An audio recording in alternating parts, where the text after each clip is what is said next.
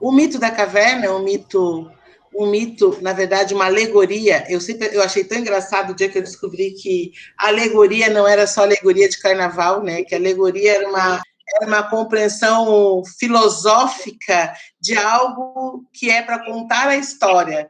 E que legal, né? O carnaval se apropriou disso de uma forma muito interessante. Tem alegorias no carnaval que contam história, mas a alegoria é uma categoria científica reconhecida da filosofia, e muitas pessoas, em vez de chamar mito da caverna, chamam alegoria da caverna, que foi essa ideia de Platão de dizer que sem o contraste, tu não tem consciência. E quando tu olha para um lugar só, quando tu vê uma coisa só, tu não consegue estabelecer consciência. Claro que, na época de Platão, isso estava muito colocado com o conhecimento científico, e isso tem a ver com essa questão da oralidade, porque essa alegoria ela surge muito depois de todos esses povos que a gente está falando. E eles diziam, muitas vezes, essa compreensão de Platão com um dos filmes que foi totalmente embasado na filosofia platônica, que é o Matrix. Né? Matrix é um filme estudado e pensado a partir de Platão, e que traz várias dessas questões, principalmente depois desse dia de hoje, se vocês puderem. Então, o fato de trazer como primeiro vídeo para a gente pensar hoje, fazer essa jogada aqui de pensamentos, o que isso tem a ver conosco, foi um pouco essa relação do mito, dessa alegoria platônica, que é o mito da caverna, para pensar, e a fogueira, como esse grande lugar que anima as coisas, mas que também te deixa focado para um lugar só. A gente poderia colocar hoje a mídia no lugar dessa fogueira, essa fogueira poderia se transformar em várias coisas que fazem tu ficar olhando para um lugar só.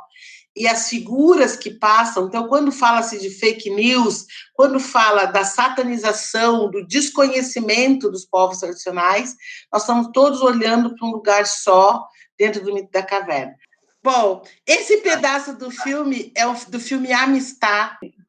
Qual é o objetivo do dia de hoje? A gente pensou, a partir da nossa discussão, esse é o nosso 4º encontro e do 2º ampliado, e vem aparecendo em todos os nossos encontros a concepção de povos tradicionais de matriz africana, que seriam esses povos que resistiram no Brasil e que mantiveram um contínuo com a África, que mantiveram a língua, que mantiveram o sistema alimentar, que mantiveram uma forma de organização social e política. E aí a gente pensou em usar, a partir dos filmes do Atlântico Negro, e eu trouxe o Amistad e trouxe a questão do Amistad, a questão do mito da caverna e a questão do Atlântico Negro, e a fala da Lessa em relação à questão de como que ela fez um resumo dessa concepção das mulheres em África, para nós podermos discutir se a gente entendia isso. Pode colocar aí.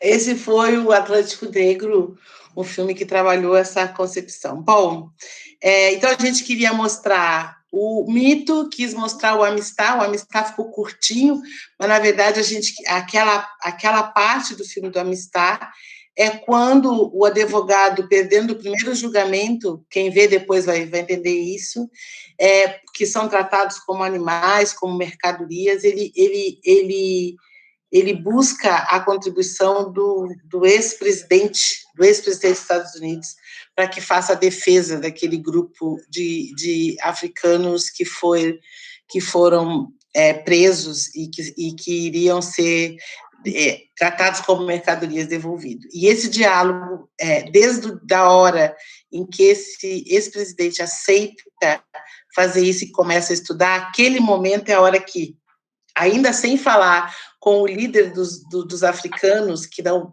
a questão da língua, por todos os filmes eles trazem essa questão da língua como algo extremamente importante. Quem estava no primeiro dia dos mestres deve ter visto ali Cambinda, né? Que Mangisa dizia, eu sou Cambinda, né? No Rio Grande do Sul, eu sou do povo Cambinda.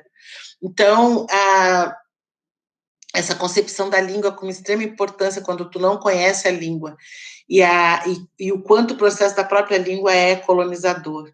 E aí eles, naquele momento que Tali coloca, começa o diálogo entre, então, o líder desses africanos escravizados, sequestrado, aparece desde o sequestro inicial dele, que mostra que ele tinha uma vida, tinha família, tinha comunidade, tinha mulher, e quando ele é levado, e que é levado por essas questões das guerras tribais, que jamais eles entenderiam que um escravo perderia sua humanidade, que essa é a grande diferença, né? Existia guerra entre os reis, existia escravidão, antes mesmo da escravidão negra e da Europa sobre a África, sim, mas eles eram considerados gente, né? Diferente da escravidão negra que ocorreu que as Américas e a Europa fez com o continente africano.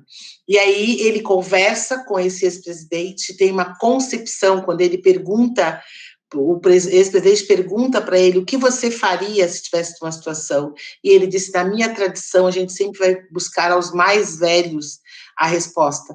E quando vai para julgamento, o ex-presidente usa exatamente isso, de que os europeus, que os brancos, que o eurocentrado não se volta para os mais velhos para perguntar, porque teria receio da resposta e que levaria eles a matarem. Então, assim, é uma passagem de estadista para estadista. O que foi considerado o que foi considerado escravo, ele é um estadista de negociação de presidente para presidente, a liderança é feita desse processo. Então, acho que a Kimberly já colocou aí no chat para quem quiser ver, e eu gostaria, Lessa, faça para nós um resumo do que você estudou, então, ou se, né, mesmo cansado, eu peço desculpas, aí sei que final do dia é difícil, mas contribui para nós, para este olhar um pouco do que você foi buscar. Então, o meu trabalho sobre matriarcado, e aí houve retorno numa leitura etíope, ou seja, a partir de um estudioso africano, né, sobre a questão do patriarcado e do matriarcado, a fim de que a gente pudesse desconstruir, falar, gente, porque foi um grupo de estudo, né, e aí eu acabei incorporando essa fala. Então, a gente sempre trabalha pelo coletivo, entende que não trabalha sozinho, então não me desapeguei a essa fala. Então, a partir desse, o Jopeli vem trazendo uma discussão de que o matriarcado é que prevaleceu na antiguidade, né? E quando ele traz essa leitura, ele quebra muitos paradigmas que nós vivemos em torno, né? A gente não consegue conceber uma ideia dentro da caverna que uma Cota trouxe, de um mundo não patriarcal, porque, né, nós somos criados no meio desse processo, e quando a gente pensa no matriarcado, a gente acaba pensando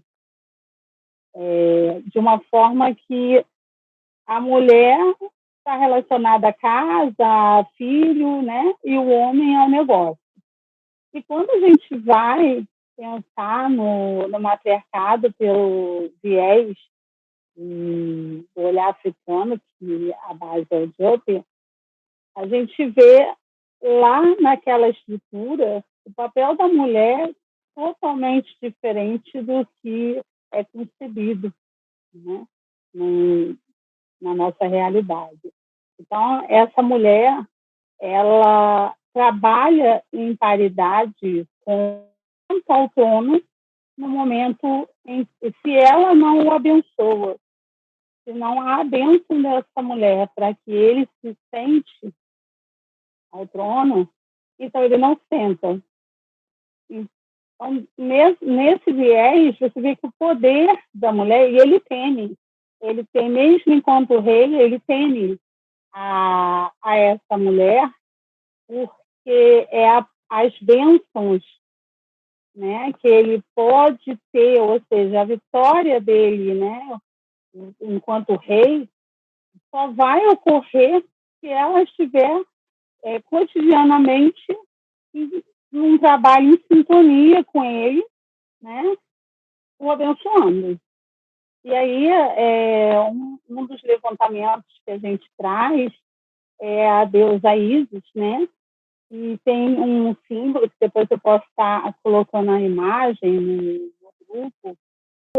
A representação do homem tomando posse é sentado no colo de Ísis, ou seja, Ísis é o próprio trono.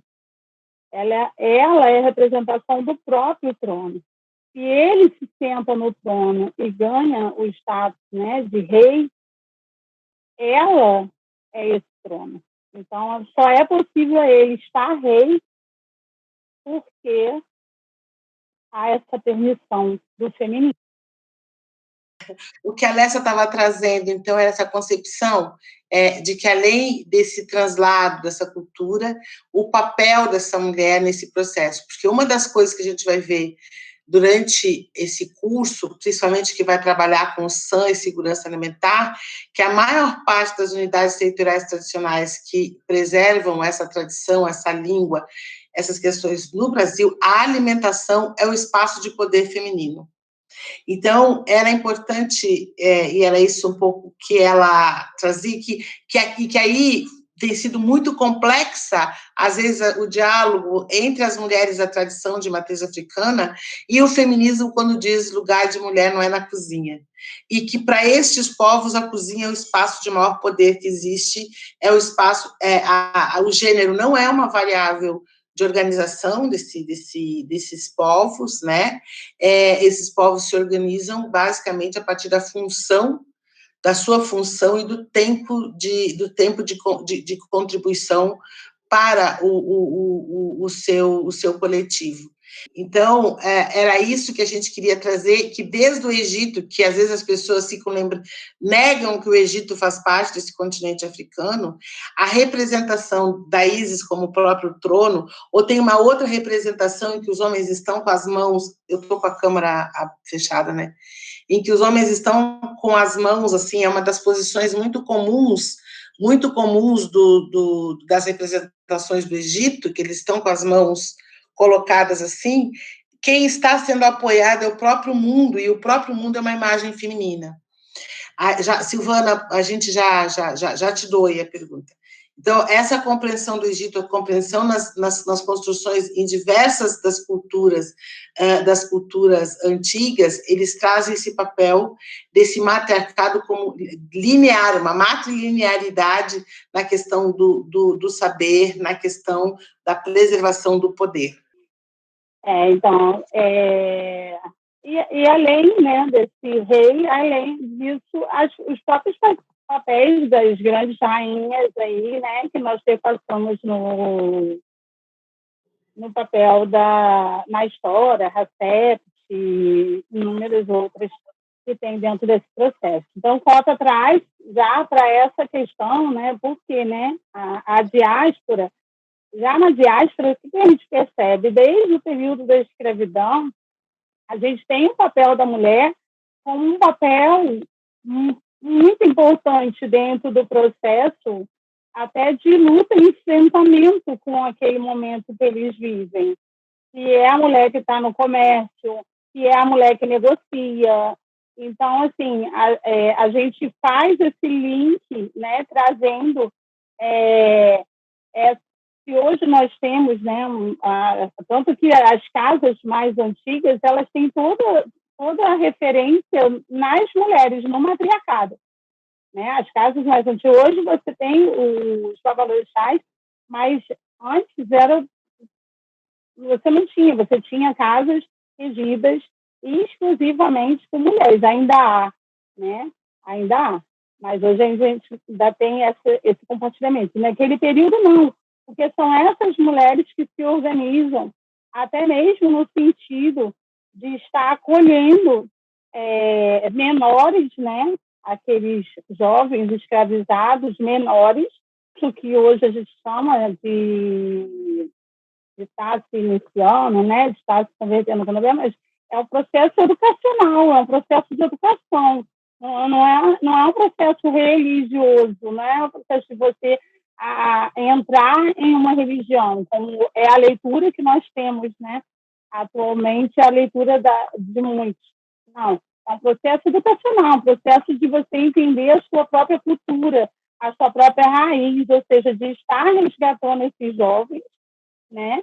E a iniciação como um processo de entender que eles agora conseguem compreender essa origem, né? E corresponder a esse processo que, devido à diáspora, acaba se comunicando muito, e o cristianismo se revestindo de religião, né? Então, é esse diálogo que a gente traz, e aí dentro desse processo de estudo, Cota,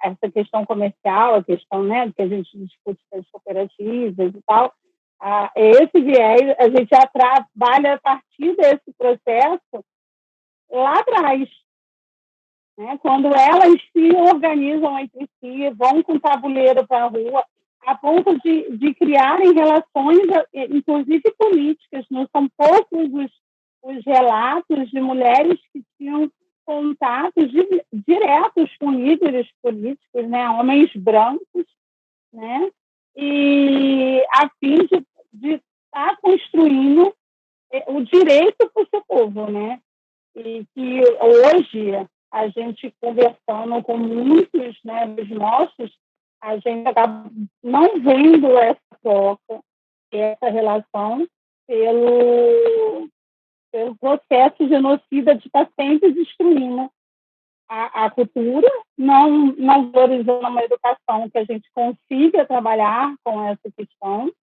né? Então, assim, esse trabalho ele dialoga nesse sentido. Acho que focando no que teve a ideia do tema de hoje, é essa relação matriarcal. Sobre o lugar feminino, uma coisa que fica para mim nesse momento, né, inclusive da pandemia, né, quando tu falaste há pouco que a alimentação é o espaço do poder feminino, né, e aí a questão do idoso, a questão dos mais velhos.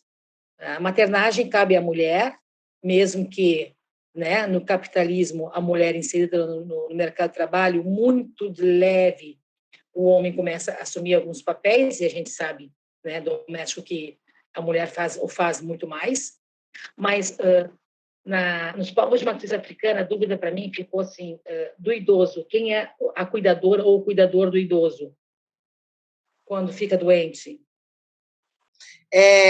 Na verdade, Silvana, a construção, primeiro que começa uma compreensão, a alimentação não é considerada um espaço doméstico, não é doméstico, não é do lar, ele é do coletivo. A alimentação é um espaço de poder, na maioria das tribos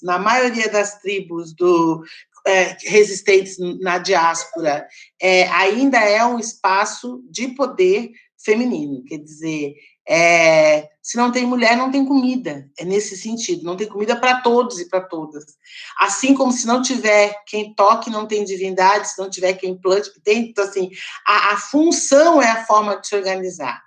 O idoso, ele não tem um cuidador, o idoso, na verdade, tem o idoso e o mais velho, né? A gente considera, na verdade, quem viveu um dia a mais do que eu já é meu mais velho.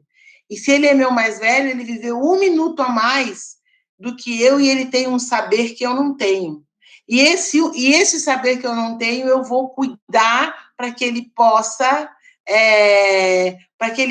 me passar e que eu possa ser mais velha de outro. Também não é um espaço de meritocracia e fixo, né? Essa organização social se dá dessa forma circular. Então, quando você vê no filme do Atlântico Negro, voltando para a nossa base, você vê a emoção e por que aquele mais velho é que termina o filme. Porque ele vê ele tem a felicidade de saber que na diáspora forçada do Brasil, alguém fala a língua dele, e ele canta a mesma cantiga que o outro cantou do outro lado. E ele está sentado no chão, está na decisa, e ali naquela decisa é o seu trono, né? É que tem vários olhares para olhar. Então, aquele senhor é um senhor altamente cuidado por porque ele é a biblioteca, é ele que contém. Então, todos e todas, desde do menor até, todos são responsáveis por esse cuidar. O processo de colonização, o processo de urbanização foi fazendo com que esse princípio fosse se transformando, fosse se perdendo. Porque o lugar desse mais velho numa roça, no espaço rural, está sempre reservado. É o melhor lugar, é o maior lugar, é o lugar que todos vão cuidar. Então, a gente tem esse processo. Vou falar um pouco nesse sentido, do mais velho. Pode falar, meu pai. Boa tarde a todos, minha bênção, meu aó a todos. O cuidado do mais velho, todos têm responsabilidade de cuidar do mais velho.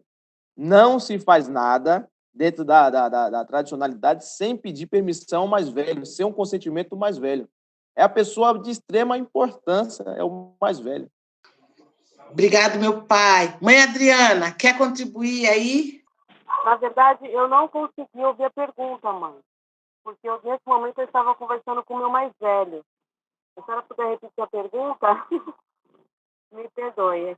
A senhora acaba de responder a pergunta. Silvana perguntou quem eram os cuidadores, ou quem era a cuidadora do mais velho. A senhora acaba de responder, para-se tudo, termina tudo, faz qualquer coisa quando o mais velho chama. É isso, mãe? É isso mesmo.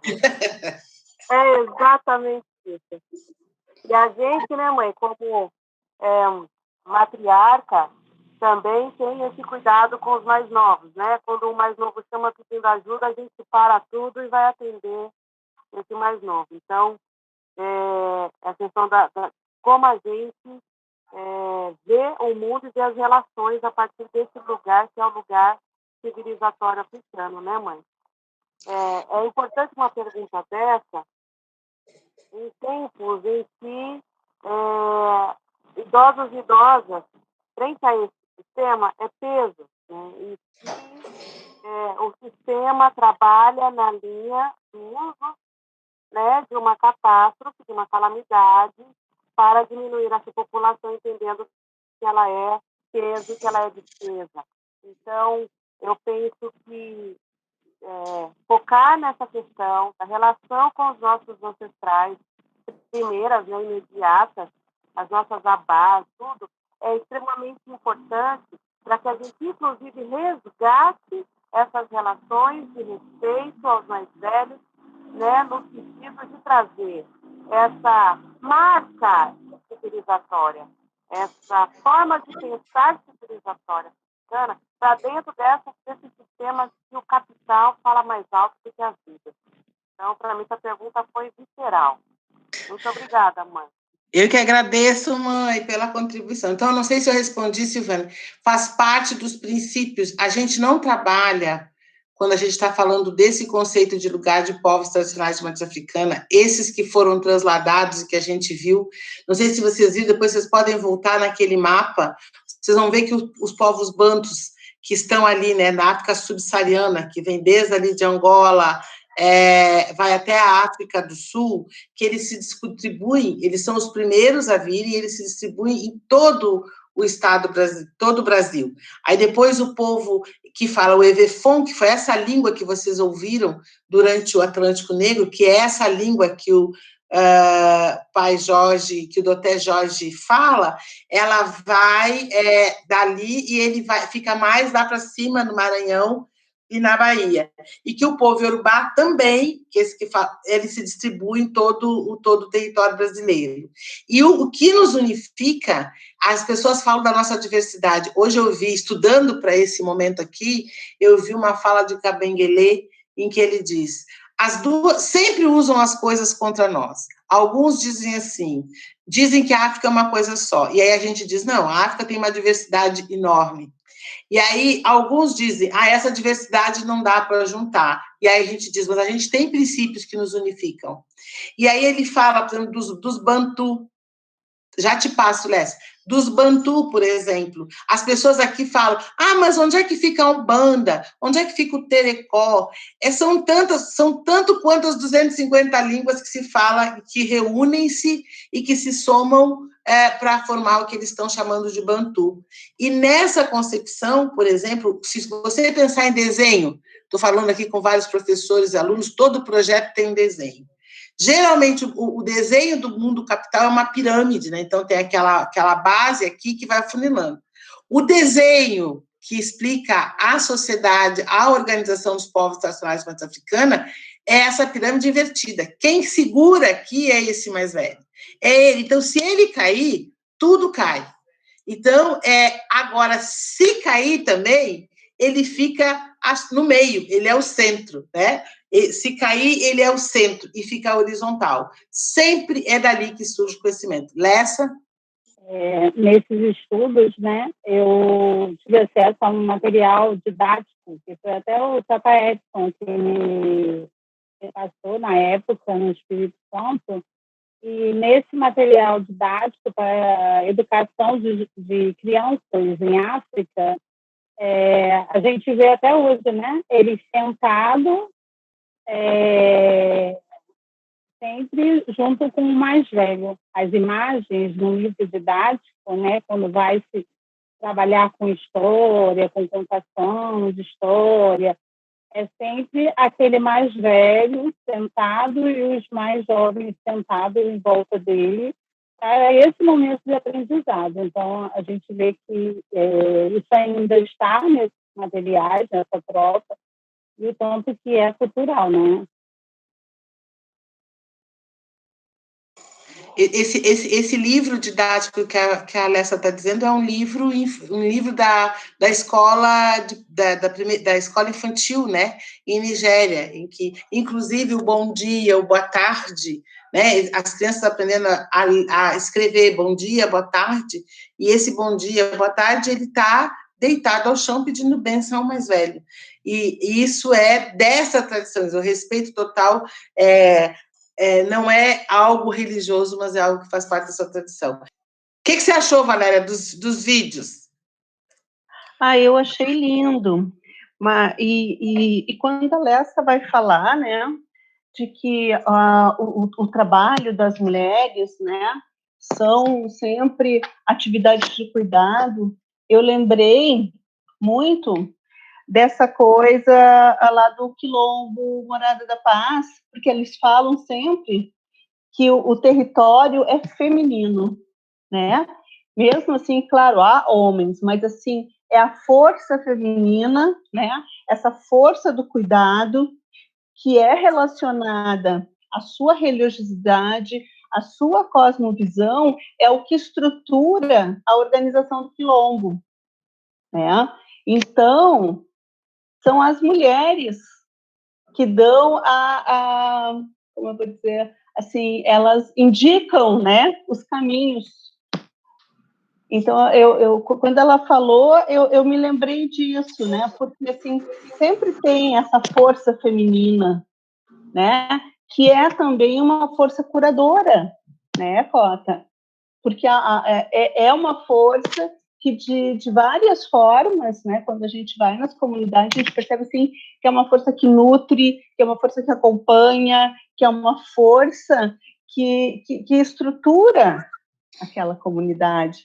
Eu achei essa parte muito linda, assim, quando a Lessa foi falar, né, desse espaço que é reservado para a mulher e que realmente, né, Costa, nas comunidades tradicionais, você dizer que o lugar da mulher é na cozinha, você não está diminuindo a força dela, né? Porque a cozinha é um espaço de comunhão, é um espaço de compartilhar. Espaço de poder.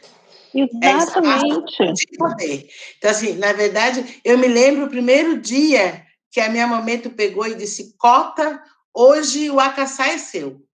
Isto é um reconhecimento, isto é de um poder, né, mãe Adriana? Isto é de uma eu tremia como se eu tivesse recebido naquele momento sei lá o quê, porque, meu Deus, aí eu não vou saber enrolar, não vou saber fazer, mas é um espaço de poder. E uma coisa interessante é que essa concepção que foi apresentada aqui quando a Alessia traz, quer dizer, as mulheres, elas não saíram para constituir espaços religiosos, mas para construir espaços de manutenção da sua tradição, um processo educacional e protetivo para as crianças e para os mais velhos, e um espaço de alimentar os seus mais velhos, e de guerrear. Porque as nossas itãs, que é uma das formas que o povo iorubá conta, ou os nossos oriquis, que é uma forma que o povo banto conta, como que se resolvia politicamente essas coisas que estavam colocadas. E no Amistad, vocês vão ver assim, quer dizer, não tem meio termo, ou é 8 ou é 80. Então, a gente tem itãs que mostram todo esse olhar de preservação, de alimentação, mas de espaço. Se tiver que ir para a guerra, algumas vão guerrear com espelho, vão enganar a morte, mas elas vão estar ali estrategicamente colocadas. Os itãs contam isso. Né? E algumas vão com o Obá, né? E as outras vão lá na frente. Exatamente. Ou então as outras vão com extrema estratégia. Por exemplo, tem um dos itãs até em homenagem às filhas de Iemanjá, né, Lessa, que conta de que o reino de Iemanjá ia ser ameaçado e disseram, a senhora vai perder, né, porque o outro tem um exército. Ora, se eu sou o próprio espelho d'água, o que ela fez? Se colocou no meio e se refletiu em inúmeras. Quando os outros entraram, disseram, gente, ela está com milhares de pessoas para lutar, e recuaram. Então, assim, é fantasioso, é mito? Não, é estratégia. A gente pode estabelecer estratégias. Eu reconheço o poder do outro. Quando eu digo que a gente fez a discussão de Narciso e Oxum, duas formas de se olhar, é porque o mundo europeu, o pensamento eurocentrado, ele desreconhece o outro. Então, o mito que estabelece eu me enxergar é um mito que morre olhando para si mesmo. E o mito que ouve o outro nunca consegue falar, só repetir o que o outro diz, que é o Eco e Narciso que estão nessa colocação. Para nós, isso é o mito que orienta a nossa mente, é um mito que reconhece tanto o outro que se faz de espelho e engana, ou que vira o espelho em direção ao sol que te cega. Então, eu reconheço o teu poder. Ou então aquele que, quando convidam todo mundo e não te convidam, é uma outra forma de estabelecer relação de poder. Eu não vou lá tirar o poder do homem, eu simplesmente digo, retiro o meu. Já que você não me conhece, já que você não me vê, eu vou embora. E aí termina a água. E aí a terra seca. E aí nada mais tem. Então, aí tem que chamar. Mas eu também sou solidária, eu volto, só que com o meu poder reconhecido. Então, na verdade, esses itãs demonstram uma forma. Então, o SAN, Segurança Alimentar e Nutricional, reconhecer a invisibilidade dos povos tradicionais de matriz africana, reconhecer que os governos não a Jorge está dizendo que os maiores cultos é o culto do Oxum. Exatamente, ninguém vai abrir mão de cultuar essa criatura que é a própria água, e que se tirar a água vai desaparecer. Então, assim, né, sem nenhuma, como é que é, puxar saco assim para o seu lado, né, mas a água é água, vamos combinar. Aí essa discussão está colocada, e quando a gente está trabalhando por que a gente trouxe esse debate para essa discussão de um curso que vai trabalhar povos tradicionais de matriz africana e San? É reconhecer essa questão, eu preciso ir para campo sabendo que esse poder, que isso é poder, que não é que é um outro olhar, né? Que essa organização com os mais velhos está colocada, e como a Alessia disse, o compromisso com o mais novo. Às vezes as pessoas tentam fazer isso com a leitura diferente. Essa concepção de poder, de estabelecer poder, de reconhecer poder, de saber que é uma outra organização. A questão do mais jovem, que eu ia falar, que a Alessia lembrou, que a mãe Adriana trouxe também. O meu compromisso com o mais velho, eu não tenho. Isso é tão, como é que eu vou dizer? É princípio, não tem como sair disso. Porque se o meu mais velho disser, isso aqui é pedra, eu estou vendo que é pau, eu acredito que se ele está dizendo que é pedra, porque é estratégico naquele momento. Eu vou dizer assim, que linda pedra, minha mãe, que pedra linda. O que parece que que isso é fanatismo, que isso é... Não, é que eu sei que quem sabe da estratégia de vida e coletiva é ela. Se ela está me dizendo que aquilo é pedra, porque deve ter alguém que não pode saber que aquilo é pedra, que é pau, que a gente está usando pau para se defender, e aí vai. Isso hoje, as pessoas se insubordinam.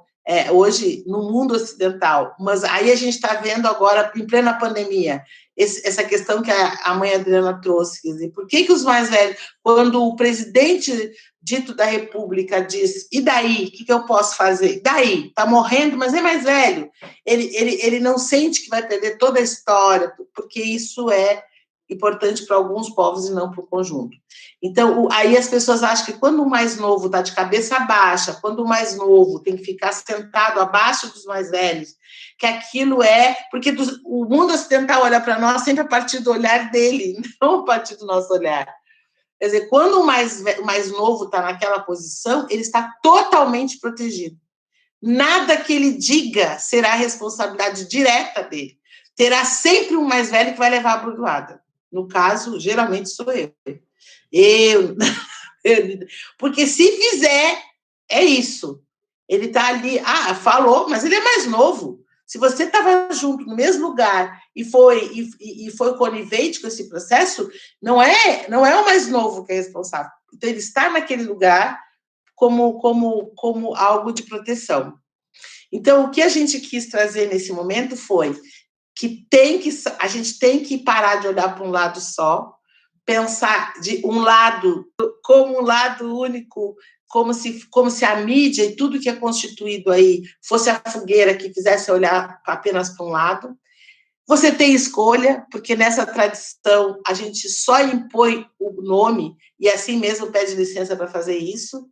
Então, você pode escolher, tem a pílula azul e a pílula vermelha, pode continuar nessa ignorância de não saber quem somos, não nos conhecer e reconhecer, ou pode escolher a pílula vermelha.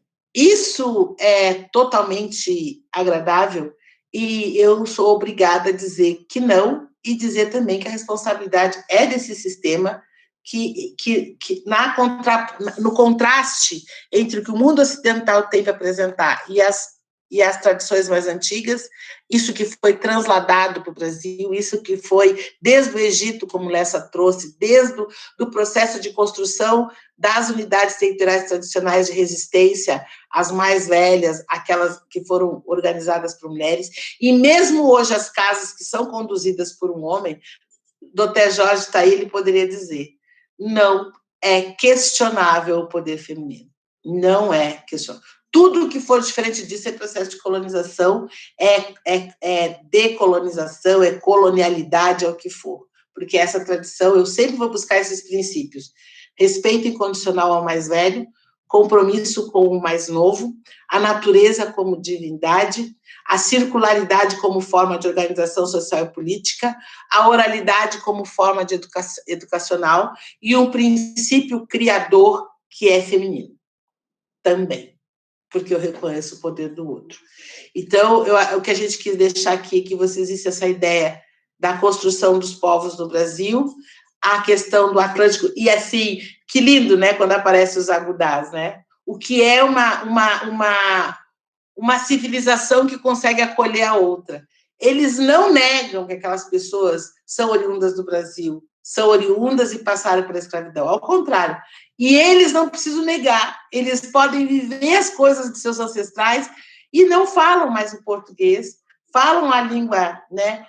Mas eles podem falar de outro jeito. Eles carregam a bandeira do Brasil, eles cantam a burrinha, né? Muito, muito interessante a cantiga que eles estão cantando, carregam os bonecos de Olinda e são reconhecidos como braso-afro, né? Braso-afro. E isso com muita tranquilidade, coisa que nós estamos aqui e que a gente agradece à universidade, a essas professoras, a esses alunos que estão contribuindo para que a gente possa fazer o contraste e dar visibilidade do que é uma segurança alimentar, uma soberania alimentar para esses povos. É isso. Pedir meu axé de licença, meu agô para todas aqui presentes, a todas as nossas ancestrais, né, que se não fosse por elas, a gente não estaria aqui. Agô, pedir bastante serenidade, né? É um tema muito complexo de falar nesse momento, mas eu tô, assim, e agradecer, né, o convite da Valéria, porque quando ela me puxa, eu sei algo vai acontecer naquele lugar. É incrível isso, né? Dizer, assim, que eu tô muito feliz pelas falas e por poder estar aqui nesse momento, muito axé, assim. Trazendo um pouco da minha humilde experiência, né, nos lugares que eu já estive. E olha que louco, hoje eu tive uma aula sobre. Eu estou fazendo o curso esse de gestão cultural, e o Antônio, né, o Nego Bispo, né, o mestre Bispo, estava falando com a gente hoje, e o professor Jorge. E aí eu achei incrível que as mesmas falas daqui tá complementando tudo que a gente escutou nessa tarde lá. Eles trouxeram muita questão dos encontros dos saberes, né, nas universidades. Aí esse é um ponto chave. Aí segura aí. Então eu queria dizer um pouco também a relação da minha experiência, que eu lembro quando eu era pequena, assim, com a minha avó, né, que acontecia muitas quizombas, né? A minha avó é da nação Jeje, Jexá e Nagô. Então, com muita honra, assim, muita gratidão, eu falo isso. E por muitos anos eu fiquei em busca dessa nação, que eu não me via mais nesses espaços, porque eu não encontrava os meus semelhantes da mesma nação. Mas aí depois eu fui entendendo, conforme eu fui conhecendo pessoas e mestras e professores como vocês também, nesse conhecimento do todo, assim, né? E aí eu comecei a aliviar meu coração e entender que as nações elas estavam muito conectadas. E vendo ali o filme, eu já tinha visto, né? A questão da linguagem, trazendo isso, né? A minha avó era bilíngue, assim, ela falava 5 idiomas. Mas eu lembro que 3 deles eram dialetos, né? E aí eu lembro que ela sempre falou nos dialetos e sempre nos traduzia e falava na linguagem do orixá. Então tem também a linguagem do orixá e tem o dialeto iorubá, tem o dialeto que vem do banto também, mas também tem a linguagem... Só para corrigir, não é dialeto, é língua. Não é língua, dialeto, isso, é língua. isso, língua. Não, eu quero dizer os dialetos que ela sabia, outras línguas, isso. E aí ela tinha a língua do orixá, né? Também, que era outra língua, que a gente também ficava curioso de saber. E aí, claro, elas fazem a passagem e a gente vai perdendo essa percepção da oralidade, né? Trazendo isso, eu lembro que aprendi a língua dos orixás, a língua que ela já tinha esse conhecimento, e a gente tinha a língua da cozinha. A gente tinha aquela linguagem, né, dentro da cozinha, que também para mim era outra linguagem, né? Com certeza era outra linguagem. E eu lembro que para fazer tais rituais dentro do terreiro de minha avó, a gente precisava ter o conhecimento da linguagem, o conhecimento que estava dentro do PJ, mas o conhecimento do alimento daquele orixá, do ebó, enfim, do sagrado, e do que a gente comia. E tudo que o orixá come, a gente também comia. Tudo é sagrado, por isso que não desconecta nada, nem a linguagem, nem a cultura, nem, né? Então, trazendo isso, eu lembro que a gente limpava as galinhas. Tinha que saber se quem não passasse por esse ritual de despenar a galinha não estava dentro do processo. Então, eu me lembro com, acho que 4, 5 anos de idade, as crianças já estavam fazendo isso. Então, isso é um ponto muito lindo de lembrar, assim, né? Então, eu tenho essa memória muito viva. E trazendo o que a gente estudou hoje, assim, estudou não, né? Fez essa escuta na grande roda do mestre bispo, ele traz muito essa relação, e o professor Jorge, ele falou que no Brasil há mais de 170 línguas, né, indígenas. Imagina, 170 línguas. E não são reconhecidas. A gente é reconhecido como país monolinguístico. Isso é muito sério, né? Só porque foi colonizado, né? Colonizado para entender que a gente só é o português. né? E isso é muito triste. E aí a gente está fazendo toda essa volta ao mundo para esse reconhecimento linguístico que está muito visível. Elas estão falando nas suas línguas, a gente está voltando com a nossa essência de poder usar os nossos colares, as nossas contas, as nossas cores, as nossas roupas. Então, tá hoje aqui é muito importante, né, para a gente estar discutindo essa relação, né. E aí eles falaram também que existe mais de 161 mestres vistos no Brasil enquanto populares. Aí falou dos saberes notórios, a importância de todo esse resgate, né, cultural, né, porque ali a gente está falando mais de cultura. E mais de 127 professores engajados, assim como vocês, né, professora Valéria, professora Regina, engajados nesse processo com os mestres. E aí o ponto-chave que eu queria falar mais, é a relação do cuidado que o mestre... Eu perguntei para ele, e as mestras? Primeira pergunta que eu fiz para o mestre bispo, e as mestras mulheres dos territórios, como elas estão sendo vistas, como está sendo o cuidado? E as mulheres estão sempre onde? Vista por toda essa questão cultural na cozinha, né? Sempre foi isso. Eu estudando maculelê, nas minhas buscas eu vi que a esposa do percussor de maculelê, ela nunca estava na roda, ela estava lá cozinhando, fazendo a festa, entende? Toda o entorno, e não eram como é que se diz, vista pela questão que elas são mesmo, né? Elas, se eu perguntar para essas mulheres, elas sabem dançar, elas sabem fazer tudo o que eles estão fazendo sem poder, né? Nesse sentido. Então, trazendo o que o mestre falou, eu perguntei das Mas mestras. o importante, Deise, elas querem, porque na verdade a gente entra na comunidade e faz essa leitura sem perguntar para essas mulheres se elas querem ir para a roda dançar ou se elas querem ficar no espaço de cozinha. A gente coloca um olhar. Porque assim, elas querem isso aí, porque na verdade, por exemplo, se me perguntarem, eu digo, não, eu fico aqui. Eu adoro o dia que tarefa com os homens, eu adoro estar lá colocada. Então, assim, eu acho que, na verdade, e hoje a gente, desculpa te interromper, mas eu acho que tu traz coisas extremamente polêmicas para a gente trazer para esse curso que eu acho que vão aparecer, e eu quero te aproveitar. Então, assim, tipo, essa é uma concepção, esse olhar sobre o que é poder. A outra é essa concepção da própria questão de língua, da própria questão né, dessa compreensão, e é bem isso, você diz na sua fala, não tem divisão de sagrado e profano, não tem o que religar, não é religião, é uma concepção, um dia a dia que é que nem aparece no filme, nunca aparece o dia a dia daquelas pessoas, como é que elas fazem, não aparece nos nossos dias a dias também. Então, a Rumi está trazendo, isso também ocorre com os indígenas, caiu, eu não vi toda a leitura, mas acho assim, só para provocar, para a gente poder trazer isso num outro momento, né? Mas acho que assim, é super importante perguntar se as mulheres, elas sabem, claro que sabem, tanto que nas nossas rodas, cada um tem uma função, e tem algumas funções que são ditas femininas e outras funções que são masculinas. A roda, às vezes, não está completa. E não tem nenhum problema que uma de nós vai lá e pá, vai tomar esse processo sem debates. Mãe Adriana, se eu estiver errada, pai Jorge, se eu estiver errada, por favor. Vocês sabem, né? Mas, assim, nesse sentido... Não, nunca que a senhora está errada. O que a senhora está trazendo é extremamente pertinente. É exatamente isso. Não há um problema em relação aos lugares em que os homens ocupam e as mulheres ocupam. Não há esse problema.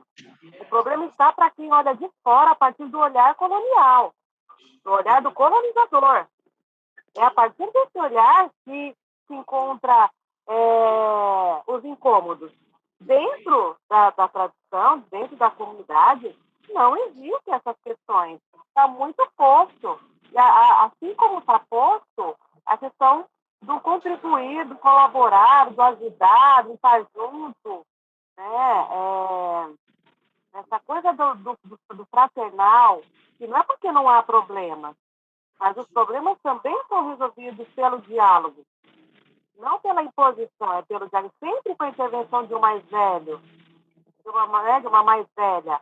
Por quê? Porque o saber está ali, o saber é ancestral, não tem como o saber estar nos mais novos do saber ancestral, e são essas que cuidam disso. Agora, é muito tranquilo, né, mãe? Esse lugar, né, das mulheres e dos homens.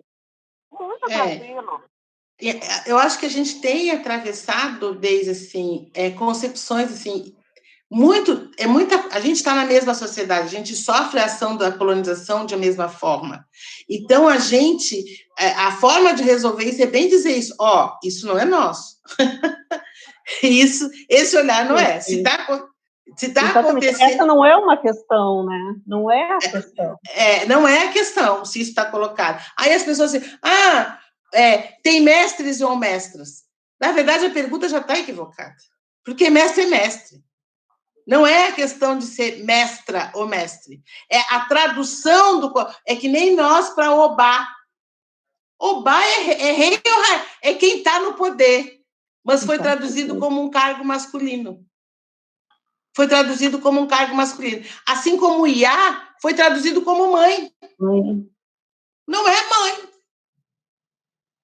Não é mãe. Porque não é mãe nessa concepção de mãe em que é materna. Não. Tem um livro que chama-se Complexo de Édipo Africano, em que eles fazem um estudo no Senegal e que eles não conseguem adequar o complexo de Édipo do Freud dentro dessas comunidades, porque a disputa não está com o pai ou com a mãe. A disputa está entre os irmãos, porque o pai ou a mãe está acima num patamar que não se disputa. Não se disputa, está em outro lugar. Eu não tenho como disputar com pai e mãe, não, nem se pede. Então, assim, esse processo, eu acho que a sua pergunta, muito obrigada, Deise, porque eu acho que a sua colocação, ela traz essa possibilidade da gente trazer as contradições e os nossos olhares sobre comunidades que estão... Mas acho que você não tinha terminado. Mas só trazendo que na relação que é o lugar que eu estou, que é a cultura, né? Eu não vou falar lá de dentro como uma Iá, porque eu não sou, né? Ou de uma Iabacê, que é que cuida lá o alimento. Eu vou falar do lugar que eu estou, que é a questão das rodas, da cultura, de estar ali cuidando dos mais velhos, né? E você acha que isso está separado, Deise? Você acha que nós estamos falando de coisas diferentes? Não, porque agora fiquei preocupada. Nós estamos falando de coisas diferentes. Deixaram quando a gente se mete com gente velha, minha filha, temos que segurar o BO. Olha, assim, muitas coisas segmentadas, né? Mesmo a gente não querendo, né? Mas eu acho que ainda na visão geral está separado, sim. Pelo menos nos lugares que eu vivenciei, está separado ainda.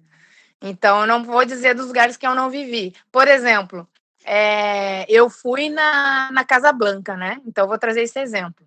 E vivenciei lá, né, a missa com o tambor, depois fui na festa lá à noite, e aí fui recebida por uma ICAD, né? Que achei maravilhoso essa imersão que ela fez comigo.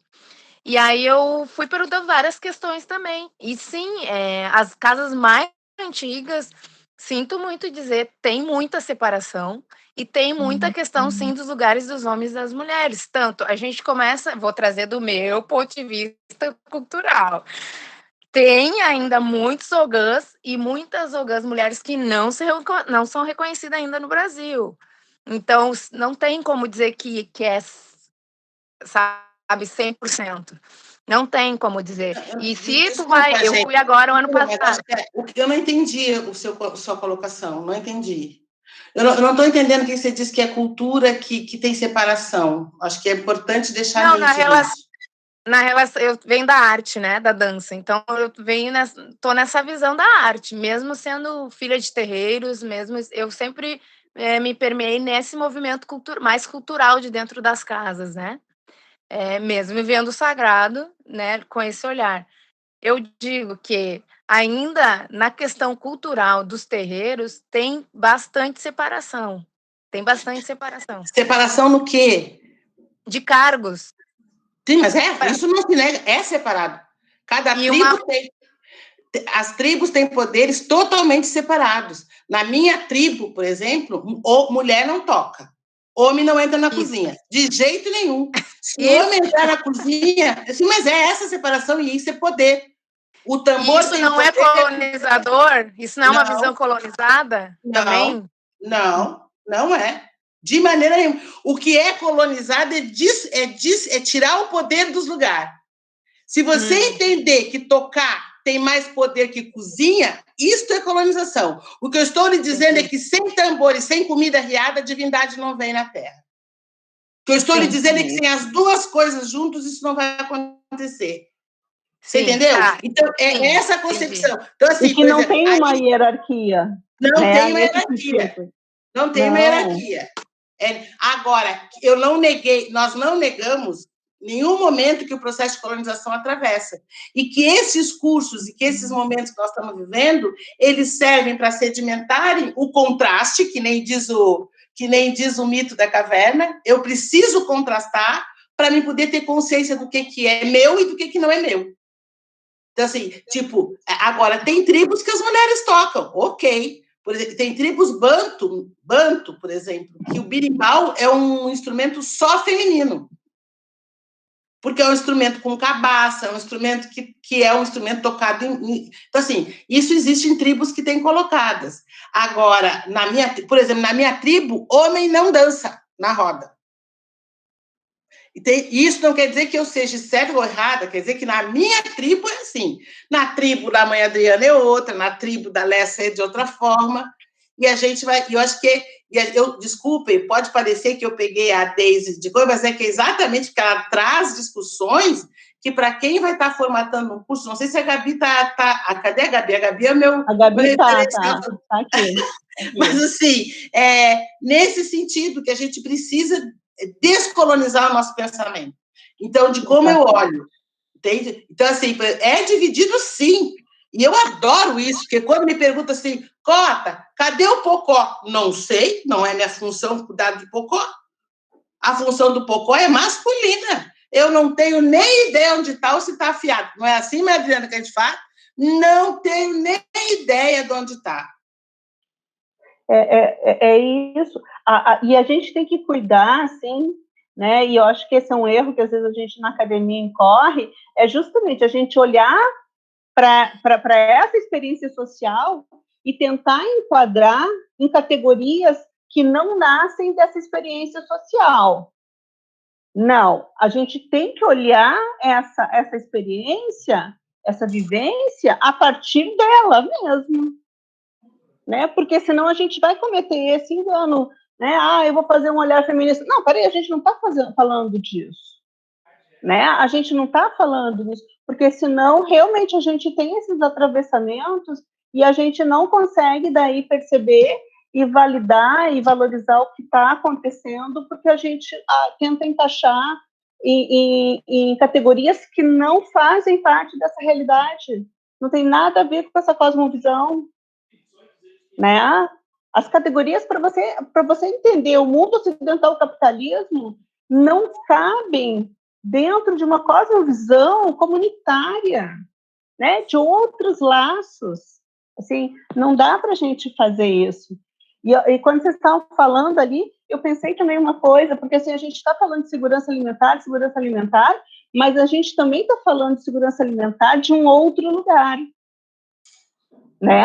Há um deslizamento de sentido, há uma ampliação do sentido do que se entende por segurança e soberania alimentar, né?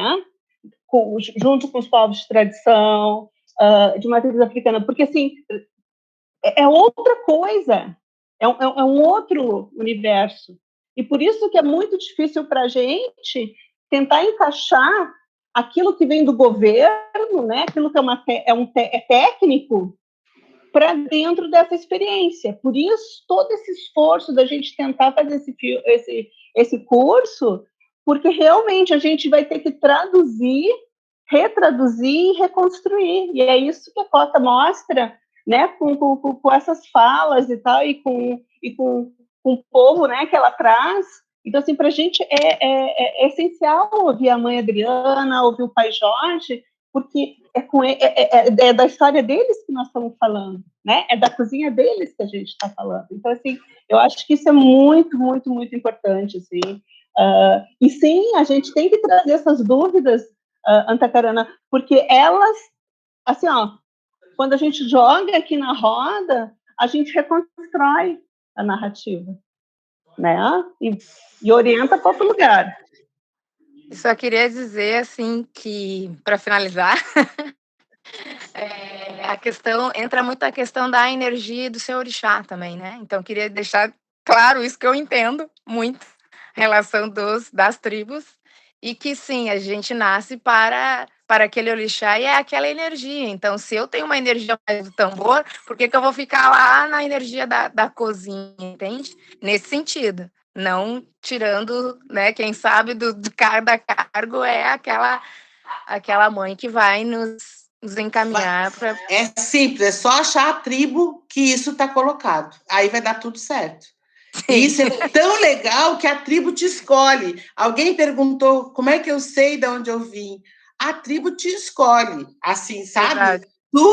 Tu morre e nasce. Quando tu morreu, tu nasceu naquela tribo. Então, assim, isso é bem legal. Isso é uma possibilidade bem gostosa. Eu tenho certeza que tem várias tribos hoje nessa diversidade. E também não precisa ficar... O bispo diz isso, gente, eu aprendi isso com o bispo. Ele disse...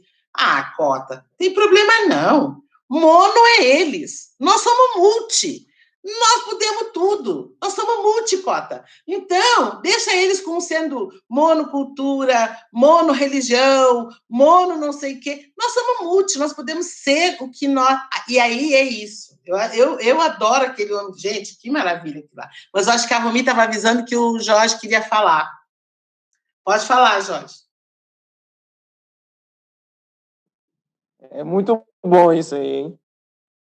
Mas dentro da tradição iorubá, eles têm uma fala: Baba minha xexê e a minha xexê. Significa: meu pai é minha origem e minha mãe é minha origem.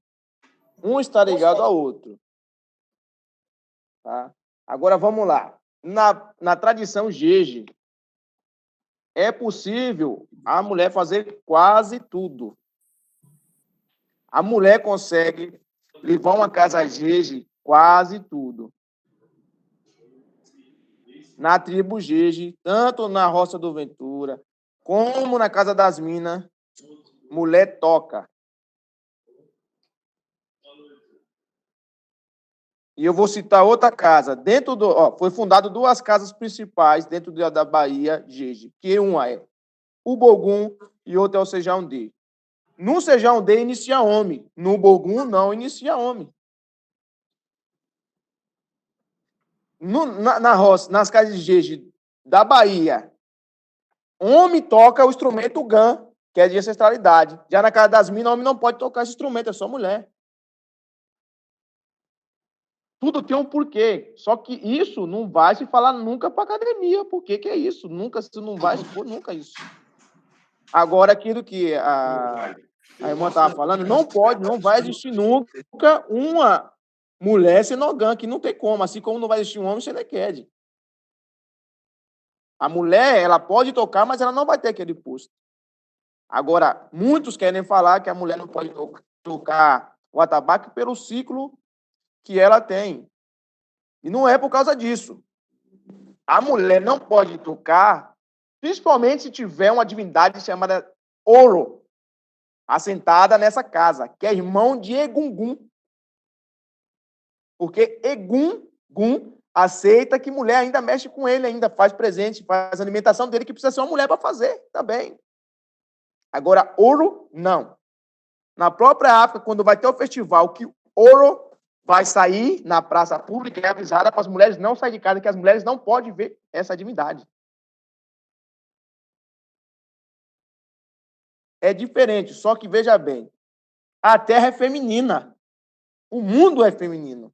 A mulher tem poder para tudo. Tudo. O pai de santo ele pode iniciar, mas quem tem que criar é uma mulher. E tem coisa que o pai de santo ele pode ser o bom que for, ele não pode fazer, que tem que ser uma mulher que tem que fazer. Os nós iniciados sabemos o que é, né? Então, o papel da mulher é de extremamente importância. É impossível se ter qualquer tipo de tradicionalidade sem ter a mulher. E eu vou falar mais. O mistério do candomblé não está na tabaque, não. Está na cozinha.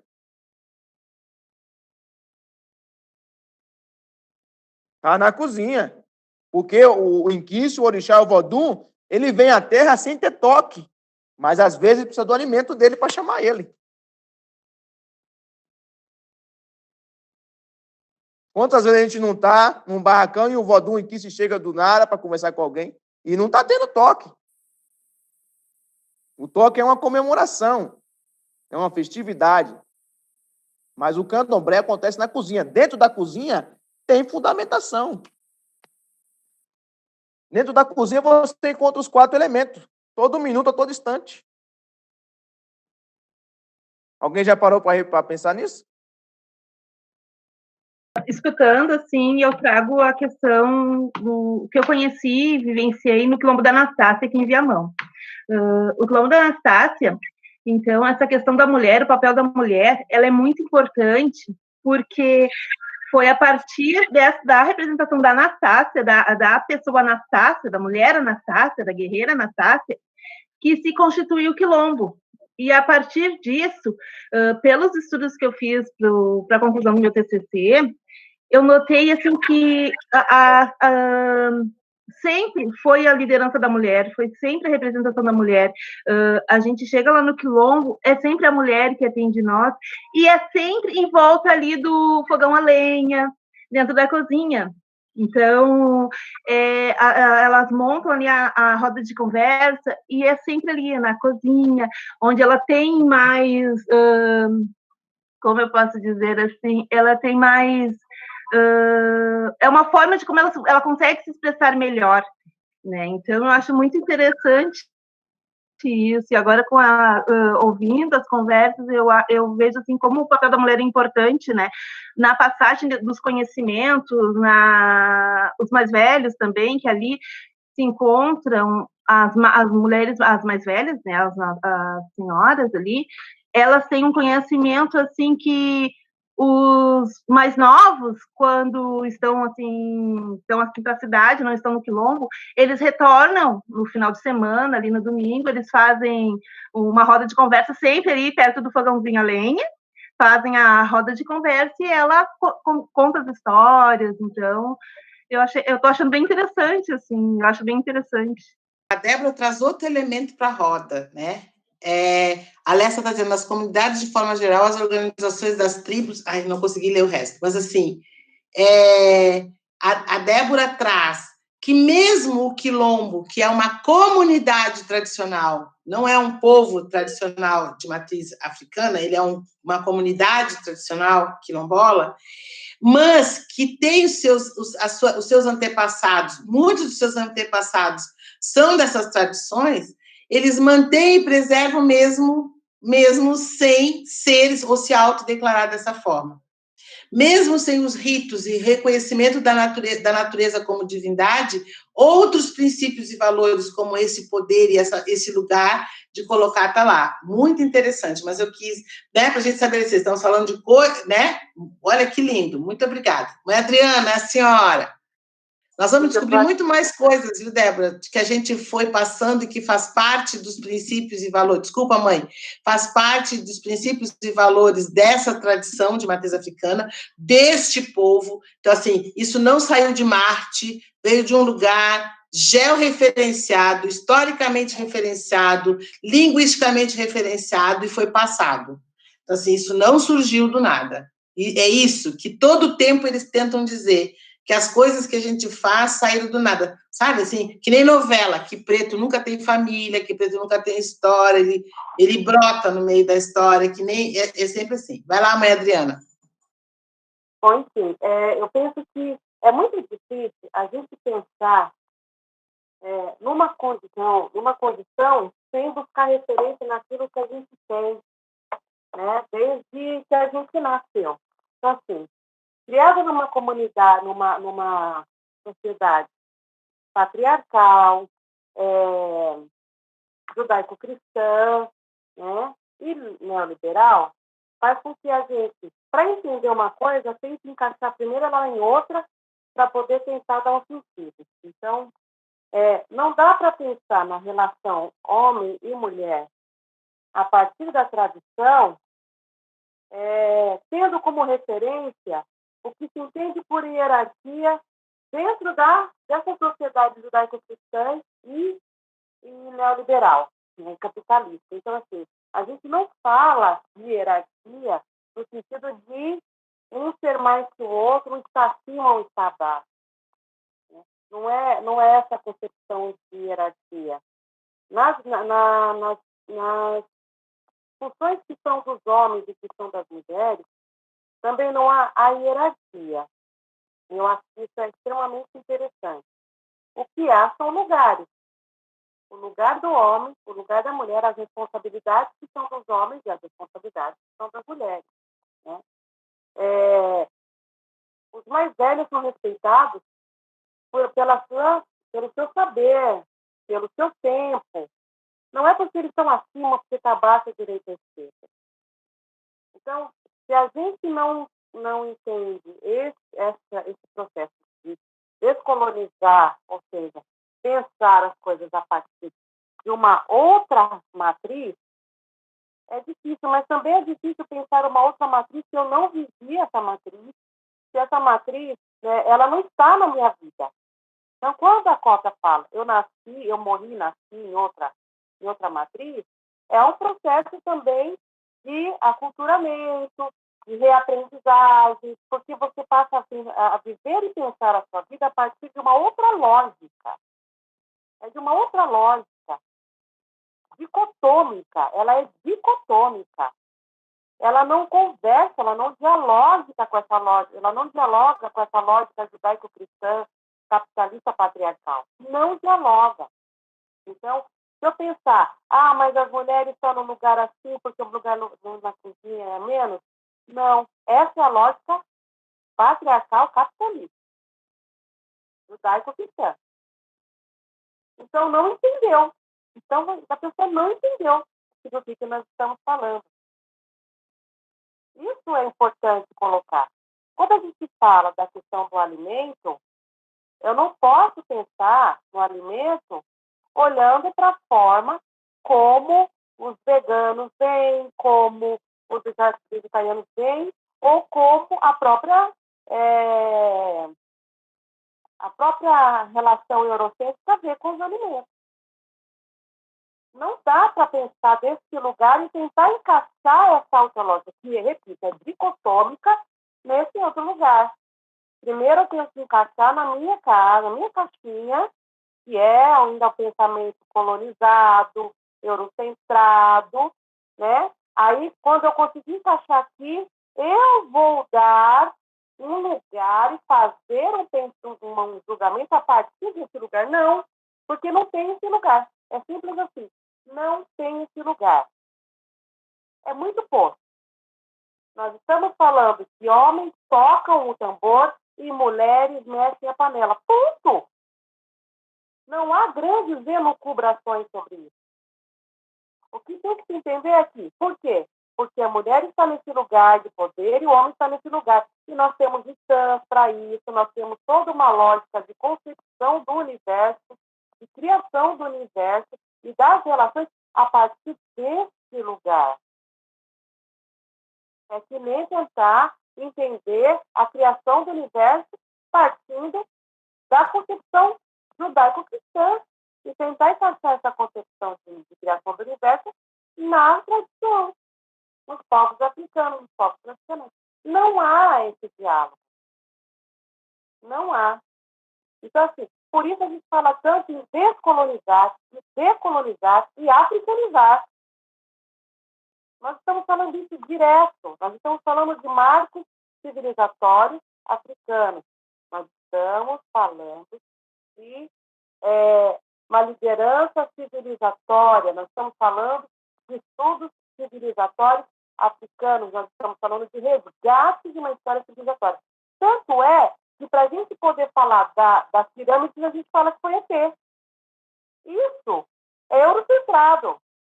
É tirar dos africanos o lugar da sabedoria, do conhecimento. Né? Tudo em solo africano não pode ter sido africano que fez. Tudo em solo africano tem um desenho no chão, porque os extraterrestres, porque a pirâmide foram os extraterrestres, porque tudo foram os extraterrestres, porque o calendário é extraterrestre. Por quê? Porque a não aceitação. Não existe essa relação. Então, quando a gente fala em decolonizar, descolonizar, quando a gente fala em africanizar, a gente está falando das encruzilhadas. A gente está falando de Exu. Das encruzilhadas. Quando a mãe fala que a gente é multi, é porque encruzilhada é multi. Então, a gente está falando de uma epistemologia da encruzilhada. Mãe Adriana, estou me lembrando de Mãe Nana, que ela fez uma provocação e perguntou quantas estradas tem na encruzilhada? E as pessoas responderam 4. Ela disse, pois é, para nós não. Para nós tem direita, esquerda, frente, atrás, em cima, embaixo e no centro. São 7. Gente, eu chorei de emoção. E aí ela disse, então, nós estamos falando de um lugar que vocês não vão entender nunca. Não tem para nós 4, tem 7. E aí, é linda ela, né, Mãe Nana? Então, assim, a gente vai trazer ela aqui também. Mas eu acho que, não sei, nosso horário já está super adiantado, né? Mas eu queria perguntar para as nossas professoras se a gente conseguiu o intento. Me lembro que a Gabi foi que fez essa provocação de nós trazermos essa coisa do translado, da gente conseguir enxergar, visualizar da onde saírem para onde foram, e a gente trouxe da onde saíram para onde foram e bases civilizatórias. Fizemos uma correlação com o dia de hoje, nós estamos vivendo uma crise sanitária, econômica e civilizatória, em que o contato, em que a relação com o outro, o olhar do outro, tudo isso está envolvido. Então, e que a gente está acreditando que esse curso, ele pode colocar, visibilizar,